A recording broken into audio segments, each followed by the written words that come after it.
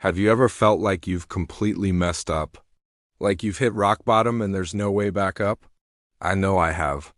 We all have moments where we feel like we've fallen, whether it's a mistake we've made, a dream that's shattered, or a relationship that's broken. It's that sinking feeling in your stomach, the one that whispers you're not good enough, that you've failed. This feeling isn't new. In fact, it's one of the oldest stories in the book. It's often called the fall. It's the story of humanity's first stumble, a symbolic moment when we chose our own way over a perfect connection with our Creator. It's the story of Adam and Eve in the Garden of Eden. They had everything, a perfect world, a perfect relationship with God, but then a choice. A single act of disobedience. And in that moment, everything changed. They were separated from that perfect connection, and a sense of shame, fear, and struggle entered the world. Now, you might be thinking, what does a story from thousands of years ago have to do with me and my problems today? And that's a fair question. The thing is, the fall isn't just a historical event. It's a pattern we see repeated in our own lives. It's that internal pull we all feel, the one that tempts us to make choices we know aren't the best for us. It's the pride that tells us we know better, the desire that leads us down a wrong path, the fear that keeps us from doing the right thing.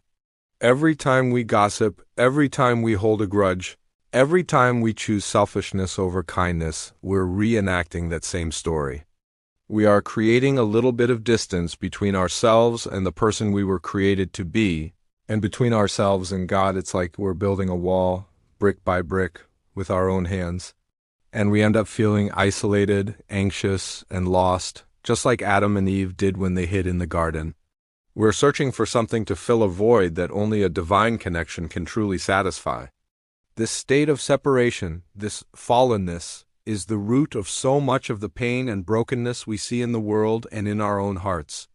It explains why we struggle, why relationships are hard, why there's injustice and suffering. It's not because we're inherently evil, but because we are separated from our source of ultimate good, love, and life. We're like a phone that has been unplugged from its charger. We can run on our own power for a little while, but eventually we'll run out of juice. We become spiritually drained.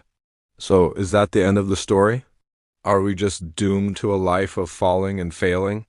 If the story ended with the fall, it would be the most depressing tale ever told. But here's the incredible, game-changing news. It's not the end. It's just the beginning of a much bigger, much better story, and that story is all about faith. Faith is the answer to the fall. It's the bridge that spans the chasm we created.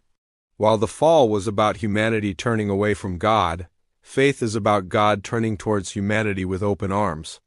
It's the radical belief that even in our mess, even at our lowest point, we are not abandoned. We are not forgotten. We are relentlessly pursued by a love that is bigger than our biggest mistake. This is where the story of Jesus comes in. He is the ultimate plot twist. God didn't just shout instructions from heaven on how to fix things. He came down. He stepped into our broken world, lived among us, and experienced our struggles. Jesus lived a perfect life, the life we were meant to live but couldn't. He showed us what it looks like to be fully human and fully connected to God at the same time. And then he did the unthinkable. On the cross, he took the full weight of our fall, all our mistakes, all our shame, all our separation, onto himself. Think about that for a second. The consequence of our choices was separation from God, and Jesus willingly experienced that ultimate separation so that we wouldn't have to. It was the greatest act of love in history. The fall brought separation, the cross brought reconciliation, but it doesn't even end there. 3 days later, the resurrection happened. This wasn't just about Jesus coming back to life. It was a declaration of victory. It was God saying, death does not have the final word. Failure does not have the final word. Your fall does not have the final word. I do. The resurrection is the proof that the power of God's love and forgiveness is stronger than anything that tries to keep us down. It's the ultimate comeback story. So what does this mean for you and me right here, right now? It means that our faith is not in our own ability to be good or to climb our way back up. Our faith is in what has already been done for us. It's about accepting a gift. It's about letting go of the pride that says, I can fix this myself. and humbly accepting the help that's being offered. Faith is simply trusting that Jesus' sacrifice was enough. It's believing that when God looks at you, He doesn't see your list of failures. He sees you through the lens of His Son's perfection. Your slate is wiped clean.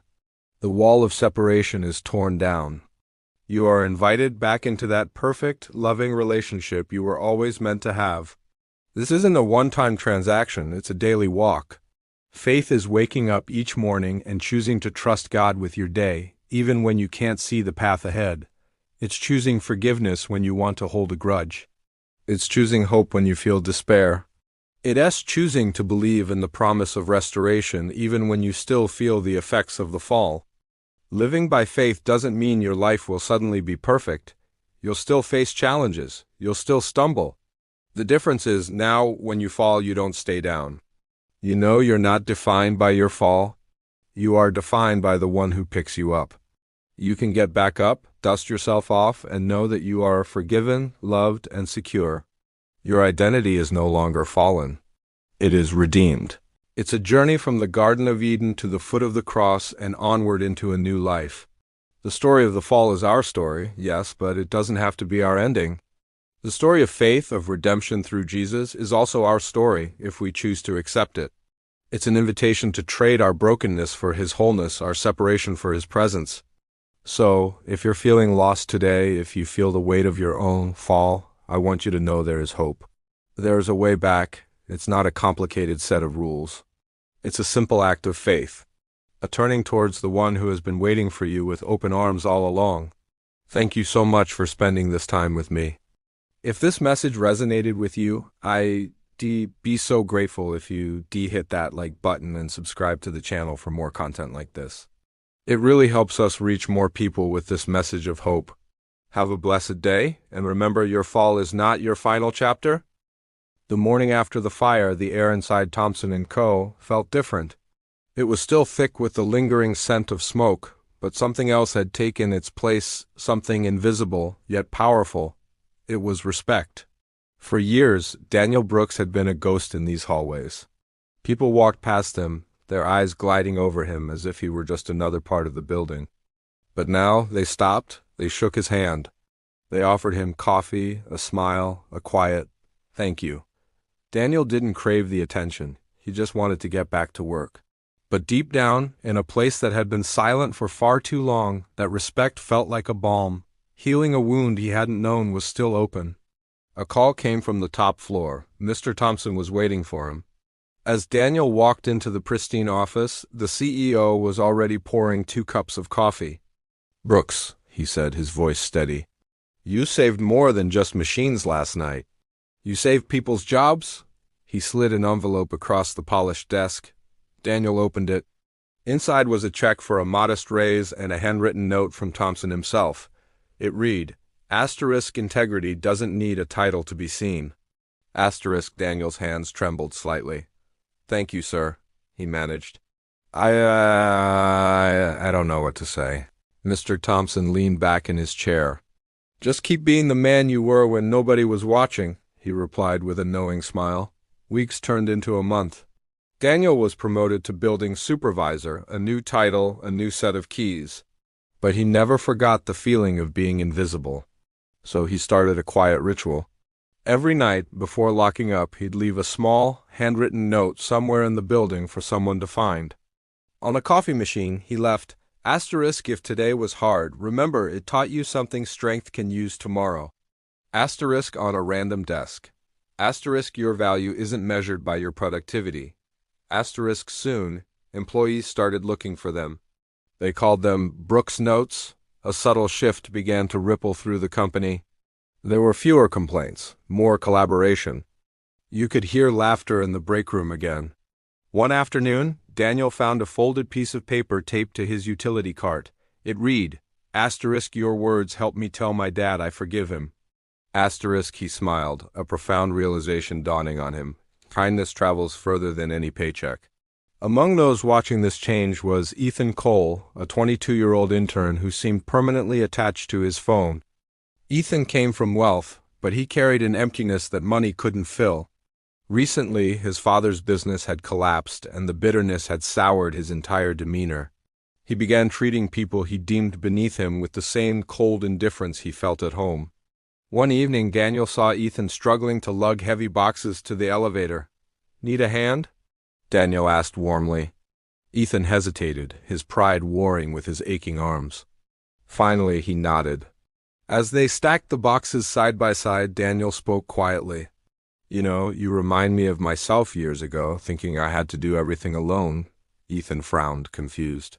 "You? But you're—" "Well, you're the Jan?" He stopped himself, but the word hung in the air. Daniel just smiled gently. "Supervisor now, but I was a janitor, yes. Doesn't matter what the title is. We all need a little help sometimes." That night, Ethan couldn't sleep. He tossed and turned, Daniel's calm dignity replaying in his mind. It both unsettled and inspired him. The next morning, he walked into the office carrying 2 coffees instead of 1. He found Daniel by his cart and set one down beside his mop bucket.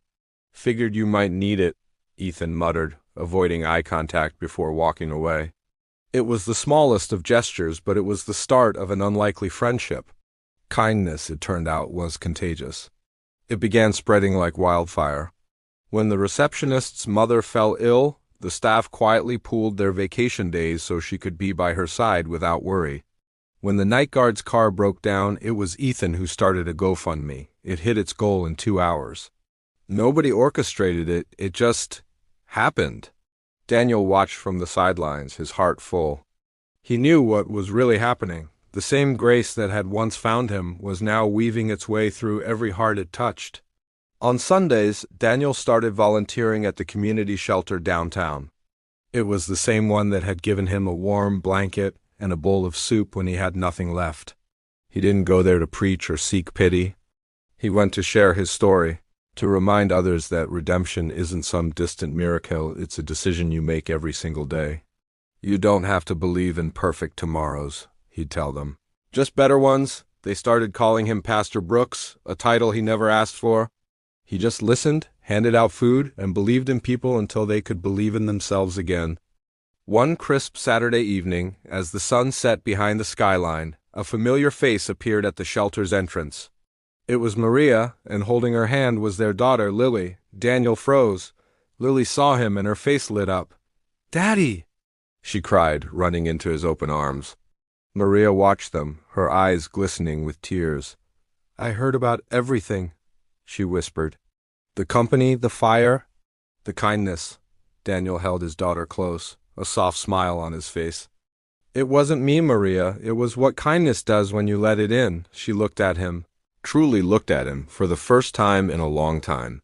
"I think," she said, her voice trembling slightly, "I think Lily would like it if we all believed in tomorrow again." That night, for the first time in years, they had dinner together. Not in a fancy restaurant, but in a crowded shelter, surrounded by strangers who felt like family. By winter, Thompson & Co. was in the news. A local paper ran a feature story on its remarkable culture of compassion. Reporters clamored to interview the CEO. But Mr. Thompson did something unexpected. He sent them to Daniel instead. Standing in front of the flashing cameras, Daniel wasn't nervous. He spoke from the heart. "I was once a man who had nothing but faith," he said. "I learned that kindness isn't charity, it's proof that we're still human." His words went viral. Emails and letters poured in from all over the country. People shared their own stories of helping a neighbor, forgiving a friend, or offering a second chance. All because they had heard his story. The ripple was becoming a wave. One cold night, as Daniel was locking up the now quiet office, Ethan approached him, holding a wrapped box. "It's not much," he said, looking a little shy. "But I wanted to say thank you." Daniel unwrapped it. Inside was a brand new pair of sturdy work boots. Engraved on a small metal plate on the side were the words "Tomorrow belongs to the brave." Daniel laughed, but tears streamed down his face. "You have no idea," he said, his voice thick with emotion. "How many times I prayed for boots like these when I had nothing." Ethan smiled, a genuine, warm smile. "Maybe," he said softly, "someone heard you." Snow drifted over Detroit, muffling the city's usual roar into a peaceful hush. The holidays were near, and the streets shimmered with festive lights. Daniel walked past the same alley he once called home. The old ache in his chest returned not pain, but gratitude. He was grateful that he could now walk past it, not sleep there. Life had changed so much, yet he carried the memory of those cold nights like a sacred text. They were a constant reminder of the man he used to be and how far he'd come. Just a few years ago, his world was that alley.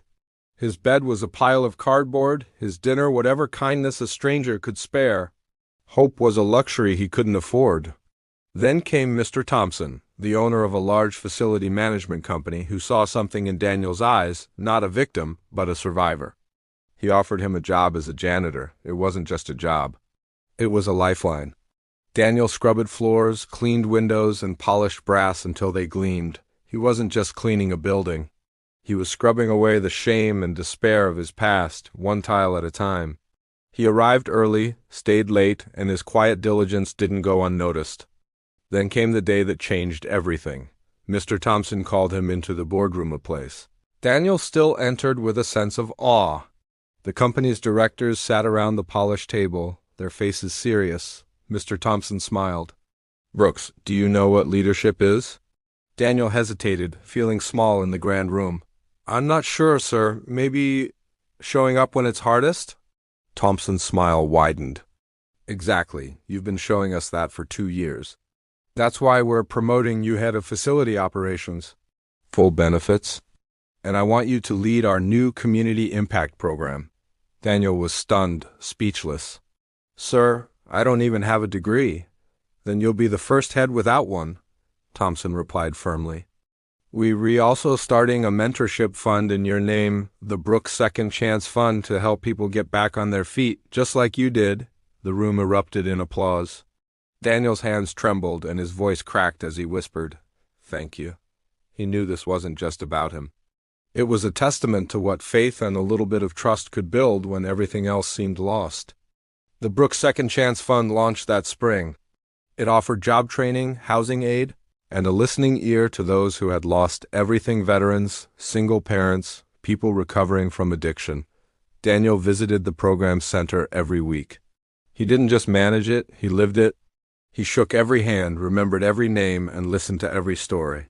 He met Michael, a young father who had been laid off and was sleeping in his truck with his son. In Michael's tired eyes, Daniel saw a reflection of his own past. He placed a hand on Michael's shoulder and said, "You don't need to see the whole road, my friend. Just take the next step. Take it, and believe that tomorrow is waiting for you." Weeks later, Michael, beaming, found Daniel to show him his first paycheck from a new job he'd found through the program. As they stood there, both men cried not for the money, but for the tangible proof that kindness could rebuild what the world had broken. It was a victory for them both. But life, as we know, is never a straight line. One night, Daniel received a call that made his heart sink. Mr. Thompson had suffered a massive heart attack. At the hospital, the steady beep of the machines was a grim metronome counting out precious seconds. Mr. Thompson, pale but conscious, managed a weak smile. "Looks like the company's in your hands now, Brooks." Daniel gripped his mentor's hand, his own voice thick with emotion. "Don't say that, sir. You'll be back?" Thompson chuckled softly. "You taught them faith and kindness, Daniel. You'll be fine." A week later, Mr. Thompson passed away. He left behind a handwritten letter for Daniel. It read, "Daniel, you were never just the janitor.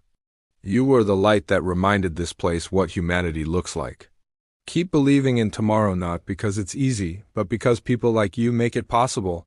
Daniel read that letter every single morning. It became his compass, his guide, his daily reminder of the legacy he had to uphold.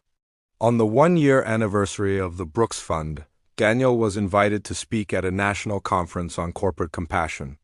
The room was filled with CEOs, reporters, and eager young entrepreneurs. Standing on the stage, he felt a familiar nervousness, but also a deep sense of calm. He took a breath and began to speak, his voice clear and steady. 3 years ago, I was sleeping in an alley. I thought faith was something you found in churches on Sunday. But I learned that real faith lives in people, in the waitress who gave me a hot meal when I had nothing, in the boss who saw potential where others saw a problem, and in the countless strangers who chose kindness over judgment.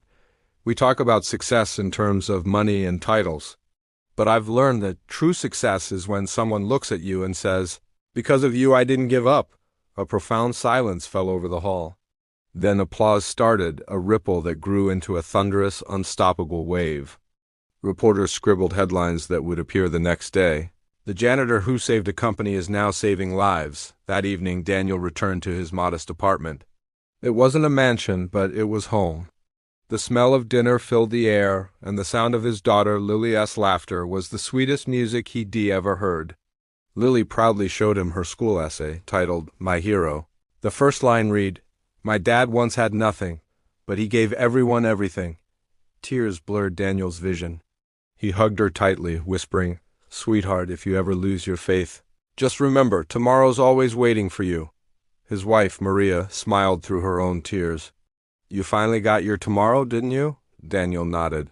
"Yes, but it's not just for me. It's for everyone who is still out there waiting to believe again." Years later, people still tell Daniel's story, not because he became rich or powerful, but because he proved something simple and eternal, that even when the world breaks you, faith can rebuild you and kindness can turn mere survival into a profound purpose. Every morning, before opening the doors of the company he now co-owned, Daniel would pause at a framed quote near the entrance. It read, "Tomorrow's another chance. D. Brooks." He'd touch the frame gently and whisper, "Thank you," and somewhere, in a quiet corner of the city, another soul huddled against the cold would whisper the same words, ready to believe again. Thank you so much for watching. If this story moved you, please consider sharing it. Don't forget to like, subscribe, and hit that notification bell for more stories that remind us of the power of hope. We'll see you next time.